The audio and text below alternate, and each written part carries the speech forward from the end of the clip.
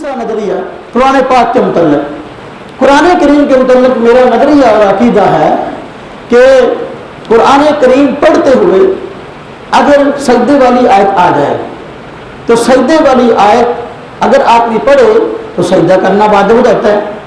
اب اس سجدے کو بغیر وضو کے کرنا جائز نہیں ہے۔ کیوں؟ اس لیے کہ سجدہ جو ہے یہ بھی چاہتا ہے طہارت کو، جس طریقے سے دیکھو نماز کے ارکان میں سے رکوع بھی ہے، نماز کے ارکان میں سے قیام بھی ہے، نماز کے ارکان میں سے سجدہ بھی ہے، نماز کے ارکان میں سے آخری تشہد بھی ہے، اس طرح اور ارکان ہے تو سجدہ بھی ہے۔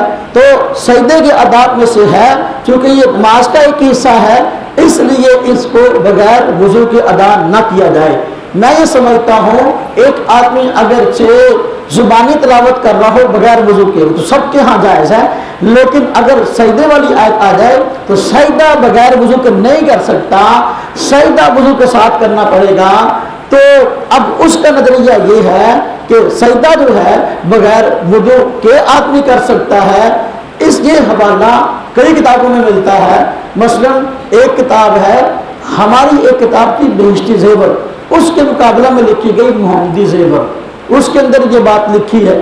اسی طریقے سے ایک دوسری کتاب ہے جس کا نام ہے فتاوی صراط مستقیم، یہ محمود احمد کیمل پوری اپنا معروف غیر مقلد عالم ہے، انہوں نے بھی یہ بات لکھی ہے۔ فتاوی علماء حدیث یہ کئی جلدوں کے اندر ہے، علماء غیر مقلدین کے فتاوی کا مجموعہ، اس میں بھی یہ بات لکھی ہے کہ سجدہ تلاوت بغیر وضو کے تم لوگ کر سکتے ہو۔ اب ہم کہتے ہیں سجدہ تلاوت وضو کے ساتھ ہوگا، یہ اس کے ادب کا تقاضا ہے۔ وہ کہتے ہیں سجدہ تلاوت بغیر وضو کے ہوگا، یہ بے ادبی ہے۔ ہم ادب والے ہیں، وہ ادب نہیں کرتے، اللہ ان کو ادب کرنے کی توفیق دے۔